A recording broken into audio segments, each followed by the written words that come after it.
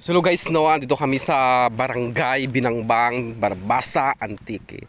So first time ko makakita ng palay na tumutubo dito sa Kangkungan. So kung makikita nyo, no, ayan, no.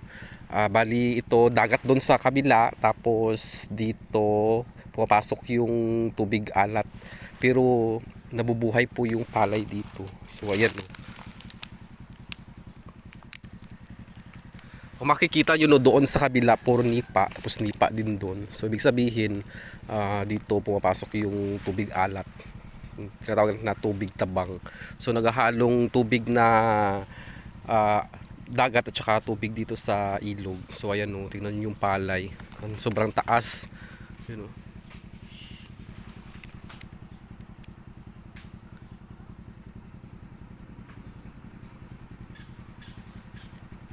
So dito ko lang sa Barbasa to nakita, no, first time in my life na makakita ng ganito sa Barangay Lisab. So ayan. At kung makikita nyo doon sa dulo, ayun, oh, napakataas, oh. Akala nga namin hindi totoo na palay. Akala namin, akala mo lang. Akala ko pala hindi totoo na palay pala, sorry. So ayun.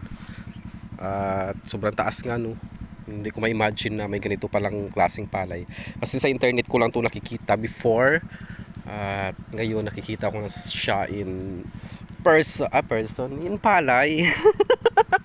So ayan, nandito kami ngayon, no, at we're just conducting marketing at nadaanan nga namin tong area na to, no. So bye bye.